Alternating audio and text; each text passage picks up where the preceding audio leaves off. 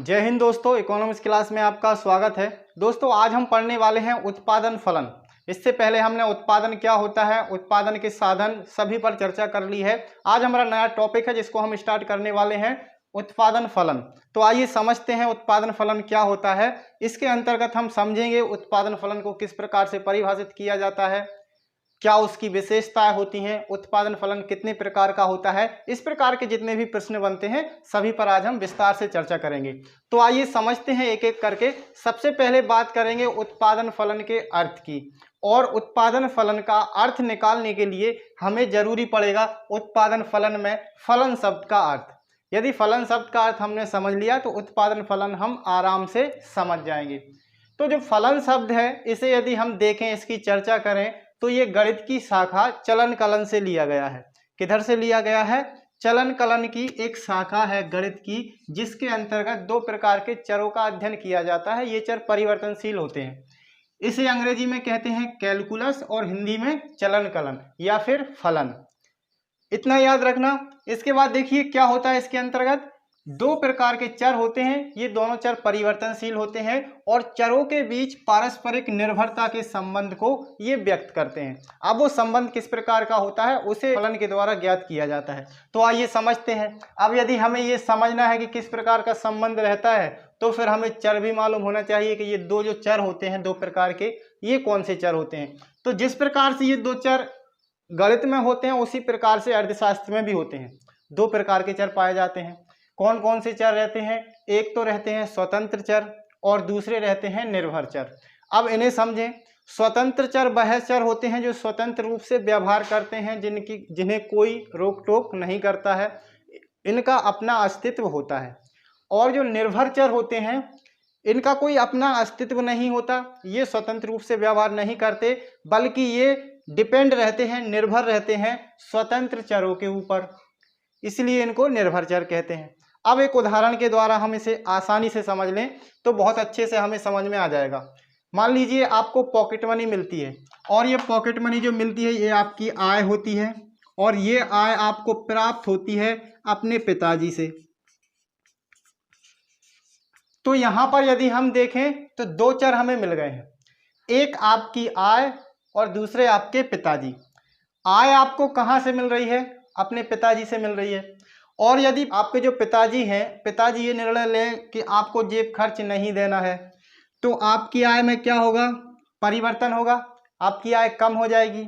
और यदि आपके पिताजी बहुत खुश हैं आपसे तो हो सकता है आपकी जो पॉकेट मनी है उसको डबल कर दें, तो भी आपकी आय में परिवर्तन होगा। दोनों में परिवर्तन हो रहा है, लेकिन यहाँ पर आपके जो पिताजी हैं, पिताजी क्या कर रहे हैं? स्वतंत्र रूप से व्यवहार कर रहे हैं। ये उनका अपना अस्तित्व है, वो अपनी आय स्वयं अर्जित करते हैं और उनकी खुद की आय में से आपको आय देते हैं, आपकी पॉकेट मनी देते हैं, जो आपकी आय कहलाती है। अब देखिए, यदि पिताजी का व्यवहार परिवर्तित हो रहा है तो फिर आपकी आय भी परिवर्तित हो रही है। आपके पिताजी यदि आपसे नाराज हैं और आपको जेब खर्च नहीं देंगे तो आपकी आय क्या हो जाएगी? कम हो जाएगी। और यदि आपसे बहुत खुश हैं और आपको अधिक पैसा दे देते हैं तो फिर आपकी आय बढ़ जाएगी। तो परिवर्तन किस में हो रहा है? आपके पिताजी के व्यवहार में। तो ये क्या है? स्वतंत्र रूप से व्यवहार कर रहे हैं। आपके पिताजी को कोई कह रहा है कि आपके बेटे को पैसे दो, नहीं कह रहा है। क्या कर रहे हैं? वो स्वतंत्र रूप से व्यवहार कर रहे हैं। तो यदि हम स्वतंत्र चर और निर्भर चर देखें तो आपके पिताजी का जो व्यवहार है यहाँ पर क्या हो जाएगा? स्वतंत्र चर हो जाएगा। और आपकी जो आय है जो आपके पिताजी के व्यवहार पर डिपेंड है, निर्भर है, तो ये क्या हो जाएगा? निर्भर चर होगा, निर्भर चर हो जाएगा। ये दोनों समझ में आ गया।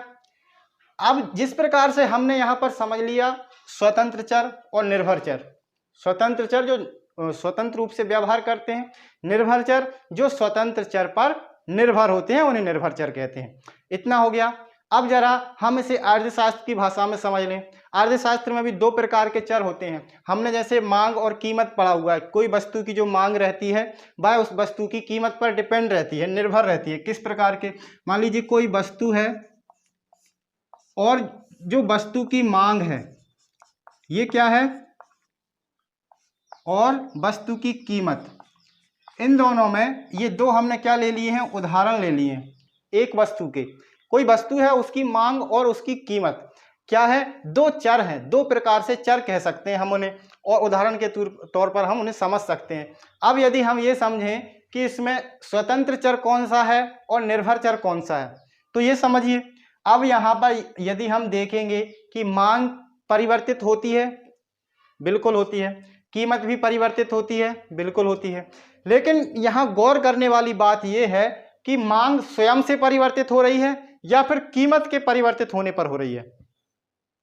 और हमने पीछे पढ़ लिया है कि जो मांग वाला चैप्टर है उसमें हमने समझ लिया है, मांग का नियम भी समझ लिया है। मांग का नियम क्या कहता है, वस्तु की कीमत कम होगी तो मांग बढ़ जाएगी और वस्तु की कीमत अधिक होगी तो मांग घट जाएगी, उसमें विपरीत संबंध होता है। अब यहाँ पर देखिए, यदि हम वही नियम यहाँ पर लगाएं, कीमत यदि ऊपर जाती है, बढ़ती है, तो मांग क्या हो जाएगी, नीचे आ जाएगी, मांग कम हो जाएगी। और यदि कीमत नीचे आती है मतलब कि कम होती है, तो मांग क्या हो जाती है, बढ़ जाती है। तो मांग यहाँ पर यदि हम ये देखें, मांग अपना स्वतंत्र व्यवहार नहीं कर रही है, मांग स्वतंत्र रूप से नहीं घट रही है और ना ही बढ़ रही है। ये किसके ऊपर डिपेंड है, ये डिपेंड है वस्तु की कीमत पर। यदि वस्तु की कीमत बढ़ेगी तो फिर मांग घटेगी, और वस्तु की कीमत घटेगी तो मांग बढ़ेगी।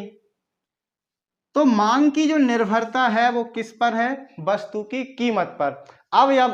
अब यदि हम इन्हें चिन्हित करें तो यहाँ पर जो कीमत है ये स्वतंत्र रूप से व्यवहार कर रही है, तो ये क्या हो जाएगी, स्वतंत्र चर।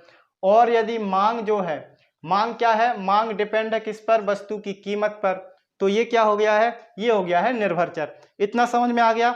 अब इन चरों के बीच में जो परिभाषा क्या कह रही है, दो परिवर्तनशील चरों के बीच पारस्परिक निर्भरता के संबंध को व्यक्त करता है, किस प्रकार से निर्भर है। तो यहाँ पर जो कीमत में परिवर्तन हो रहा है उसके परिणाम स्वरूप मांग में परिवर्तन हो रहा है। ये क्या है, एक संबंध है। किस प्रकार का संबंध, यदि हम मांग और वस्तु की कीमत में संबंध देखें तो व्युत्क्रम संबंध रहता है, ऋणात्मक संबंध रहता है। कीमत बढ़ेगी तो मांग घटेगी और कीमत घटेगी तो मांग बढ़ेगी, उल्टा संबंध इसमें पाया जाता है। इसी संबंध को हमें ज्ञात करना है फलन में। अब देखिए इसका गणितीय रूप किस प्रकार से लिखते हैं। गणितीय रूप में यदि हम इसको पढ़ेंगे तो पढ़ेंगे मांग जो है वह फलन है किसका, मांग फलन है वस्तु की कीमत का। इस प्रकार से इसको पढ़ा जाता है और इसी प्रकार से इसको गणितीय रूप में लिखा जाता है। अब देखिए मांग को क्या कहते हैं, हम डी से प्रेजेंट करते हैं, डिमांड। और एफ जो है यहाँ पर गुणा नहीं समझना है इसको, ये क्या कर रहा है, ये फलनात्मक संबंध बता रहा है। कौन सा संबंध, फलनात्मक संबंध बता रहा है, यहाँ पर गुणा नहीं करना है हमें। अब देखिए यहाँ पर कीमत को क्या बोलते हैं, प्राइस। तो इस प्रकार से इसको हम गणितीय रूप में लिख सकते हैं। अब आ जाते हैं हम उत्पादन फलन पर। फलन शब्द का अर्थ क्लियर हो गया है, हमें इतना हमने सब कुछ समझ लिया, अच्छे से समझ में आ गया है। अब हम क्या कर लेते हैं, इसको उत्पादन फलन में देख लेते हैं। भाई उत्पादन फलन में ये फलन किस प्रकार से कार्य करता है। अब तक हम दो उदाहरणों से फलन शब्द का अर्थ आसानी से समझ चुके हैं। अब हमें क्या करना है, उत्पादन फलन में ये जो हमने यहाँ पर संबंध बिठाया है, यही संबंध हमें किस में बिठाना है, उत्पादन में बिठाना है। ये जैसे हमने मांग और कीमत में बिठाया है, वही संबंध हमें उत्पादन में बिठाना है। अब किस किस के बीच बिठाना है वो देखते हैं। उत्पादन के तकनीकी नियम जो कि उत्पादन के साधनों और उत्पादन के मध्य संबंध को स्पष्ट करता है, उत्पादन फलन कहलाता है। मतलब कि यहाँ भी हमें दो चर मिल गए हैं। कौन कौन से चर, उत्पादन के साधन और उत्पादन। ठीक है, अब हमें क्या करना है, उत्पादन फलन निकालना है। तो उत्पादन को हम यहाँ लिखेंगे भाई उत्पादन,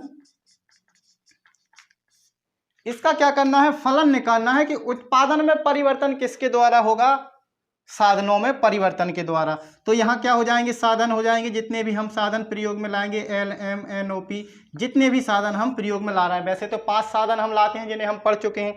तो ये जो बन जाता है, ये क्या बन जाएगा, ये समीकरण बन जाएगा हमारे उत्पादन फलन का। अब जरा हम इसे समझते हैं किस प्रकार से। देखिए ये उत्पादन में परिवर्तन किसके द्वारा होगा, उत्पादन में परिवर्तन मतलब कि जो उत्पादन है ये निर्भर है किस पर, साधनों पर। साधनों में परिवर्तन होगा तो उत्पादन में भी परिवर्तन होगा, साधनों में परिवर्तन होगा तो उत्पादन में भी परिवर्तन कम या फिर ज्यादा होगा, इस प्रकार से हो सकता है। अब ये कैसे होगा, ये इसका प्रयोग हम, हमारे दिमाग में ये क्वेश्चन उठ सकता है कि हम उत्पादन फलन क्यों करते हैं, क्यों पढ़ रहे हैं, उसका क्या उपयोग हो सकता है।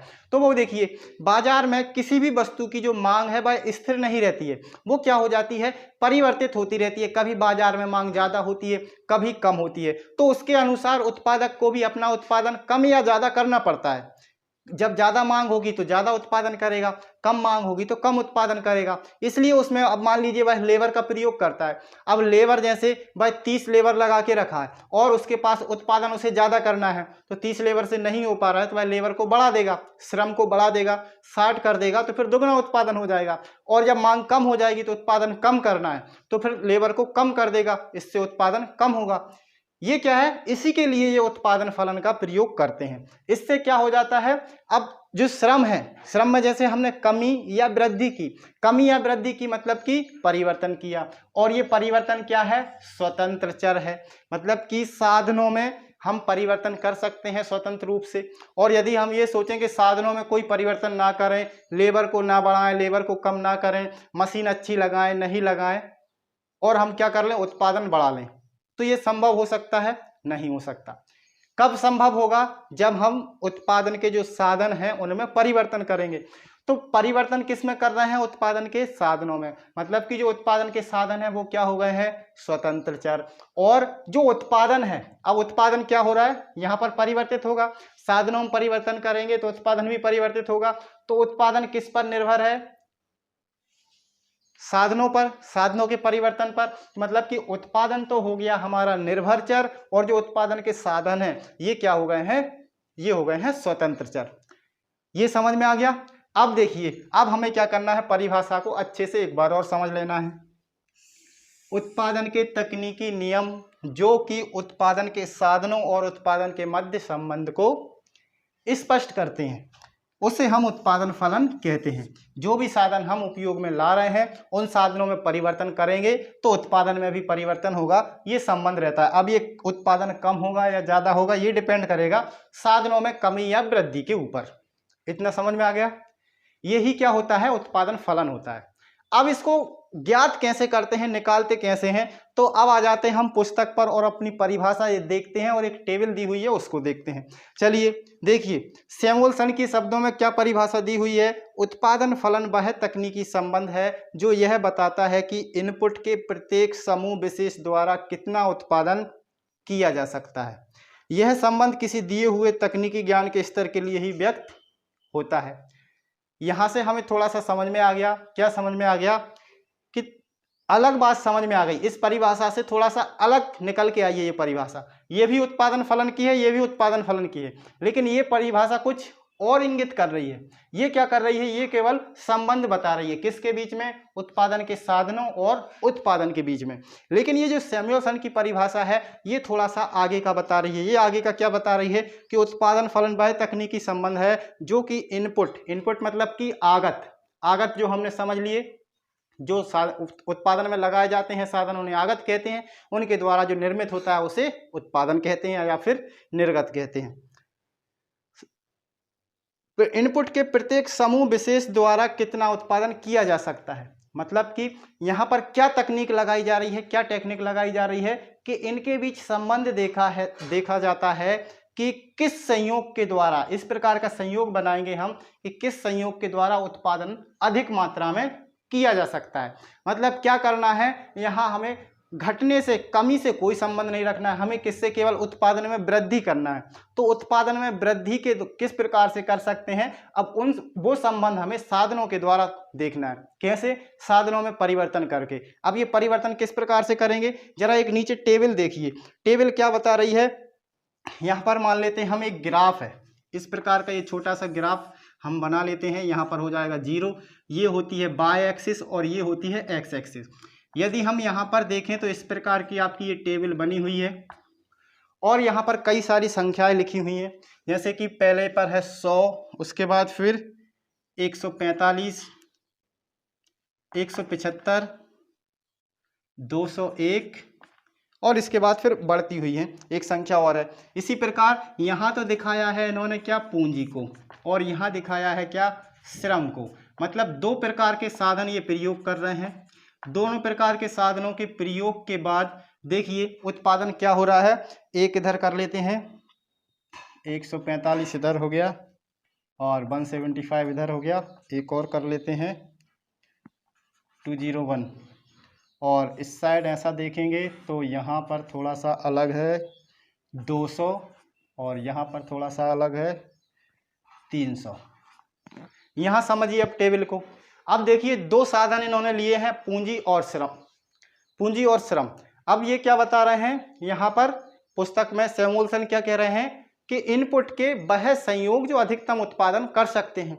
संयोग मतलब कि यहाँ पर देखिए यदि हम पूंजी की 1 इकाई लेंगे और श्रम की 1 इकाई लेंगे तो उत्पादन कितना होगा, 100 इकाइयों का होगा, 100 यूनिट का उत्पादन हो रहा है।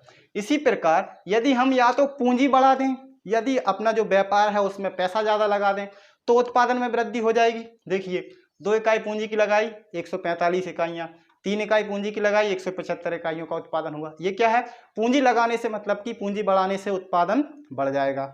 एक तो इससे उत्पादन बढ़ सकता है। हमें क्या करना है, उत्पादन में वृद्धि का संबंध देखना है, तो वही हमारा उत्पादन फलन होगा। अब यहाँ पर या तो हम श्रम बढ़ा सकते हैं, यदि श्रम की इकाइयाँ बढ़ाएंगे 145, दो श्रम की इकाइयाँ लगाएं 145 का उत्पादन हुआ। वहीं 3 इकाइयाँ लगाई तो 175 का उत्पादन हुआ। 4 इकाइयाँ लगाई तो 201 का उत्पादन हुआ। और इसी प्रकार श्रम और पूंजी दोनों को बढ़ाएंगे तो भी उत्पादन में वृद्धि होगी। देखिए 1 इकाई पूंजी की लगा रहे हैं, 1 श्रम की लगा रहे हैं तो 100 यूनिट का उत्पादन हो रहा है। 2 इकाई पूंजी की लगा रहे हैं, 2 इकाई श्रम की लगा रहे हैं, 200 यूनिट का उत्पादन हुआ। 3 इकाई पूंजी की, 3 इकाई श्रम की, 300 इकाइयों का उत्पादन हुआ। उत्पादन के साधनों में जिस प्रकार से परिवर्तन करेंगे उत्पादन में भी परिवर्तन होगा। अब यहाँ पर जो संभावनाएं निकल के आ रही हैं, कौन कौन सी संभावनाएं, यहाँ पर देखिए 1 पूंजी 1 श्रम, 1 पूंजी 2 श्रम, 1 पूंजी 3 श्रम, 1 पूंजी 4 श्रम, 2 पूंजी 1 श्रम, 2 पूंजी 2 श्रम, 2 पूंजी 3 श्रम, 2 पूंजी 4 श्रम। कितनी संभावनाएं निकल के आएंगी और हर संभावना पे उत्पादन अलग होगा। अब वह टेबल आप ध्यान से देख लीजिए, टेबल पे हर आपके मिलान पे हर कोने पे एक संख्या लिखी होगी, तो वो क्या इंगित कर रही है कि हर संयोग से एक उत्पादन होगा और वह उस संयोग का अधिकतम उत्पादन होगा। अब नीचे एक बार फिर से हम व्याख्या देख लेते हैं सैमुअलसन की परिभाषा की। इस प्रकार उत्पादन फलन एक दिए हुए समय में साधनों के सभी संभव संयोगों तथा प्रत्येक संयोग से संबंधित अधिकतम उत्पादन के बीच संबंध व्यक्त करता है जबकि तकनीकी स्थिति दी हो। और संक्षेप में यदि हम समझें तो उत्पादन फलन उत्पादन संभावनाओं की सूची है। क्या है, उत्पादन संभावनाओं की सूची है।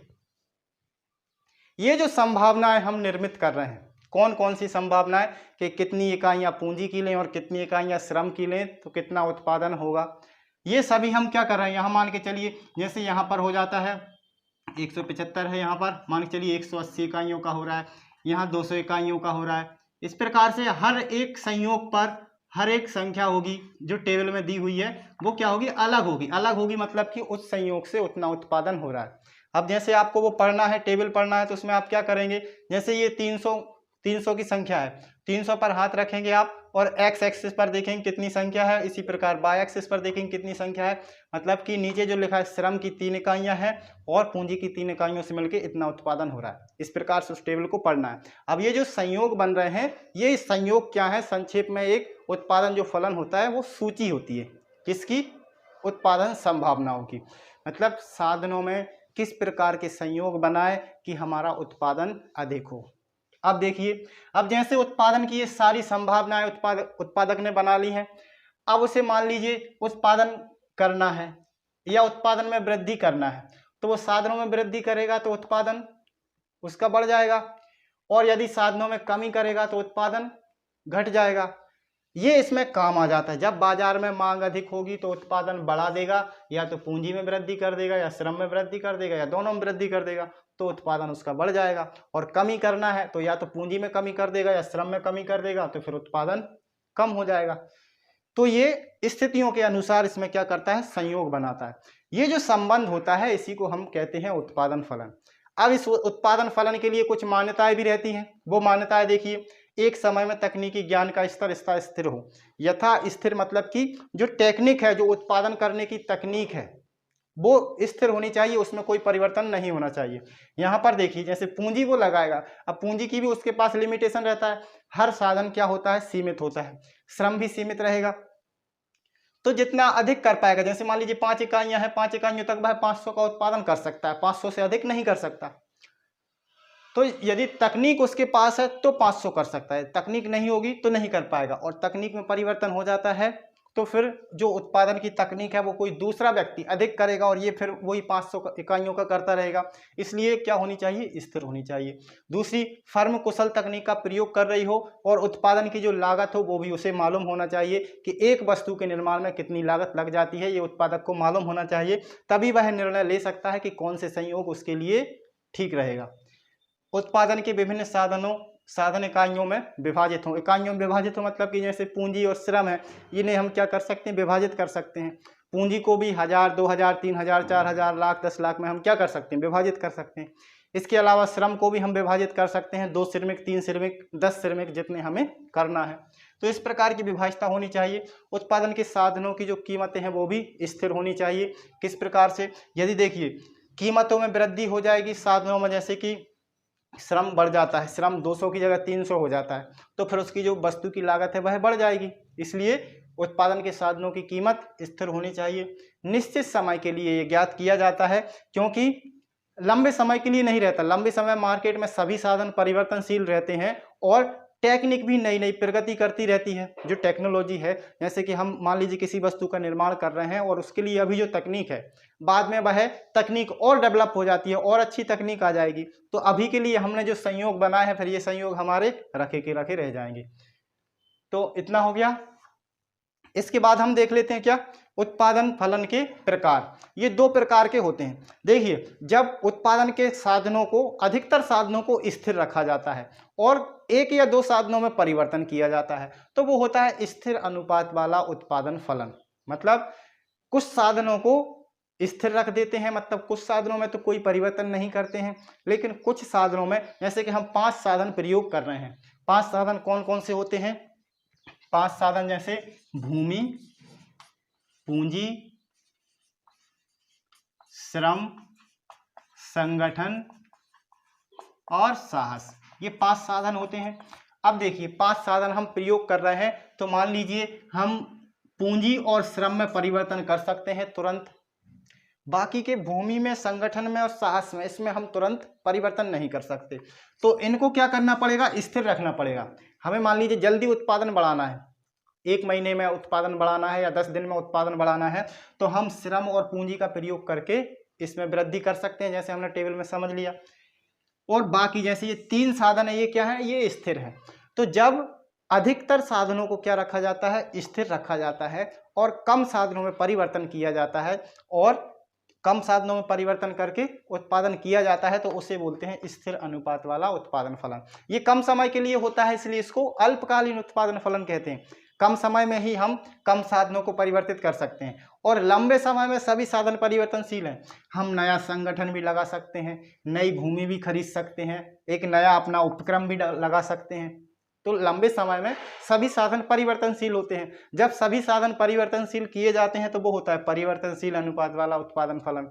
और ये किसके लिए होता है, लंबे समय के लिए। इसको दीर्घकालीन उत्पादन फलन भी कहते हैं। इतना समझ में आ गया। इनकी परिभाषा बहुत अच्छे से परिभाषा दी हुई है पुस्तक में, भी आप समझ लेंगे तो भी समझ में आ जाएगा। बस समझना है, किस प्रकार से समझना है कि अल्पकालीन उत्पादन फलन मतलब कि कम समय में उत्पादन बढ़ाने के लिए जब साधनों में परिवर्तन किया जाता है, तो हम पूरे साधनों में तो परिवर्तन नहीं कर सकते, केवल कुछ साधनों में परिवर्तन करेंगे, बाकी साधनों को स्थिर रखेंगे। इसलिए इसको बोलते हैं स्थिर अनुपात वाला उत्पादन फलन। और दीर्घ काल में हम सभी साधनों को परिवर्तित कर सकते हैं, इसलिए क्या होता है, परिवर्तनशील अनुपात वाला उत्पादन फलन। इतना समझ में आ गया।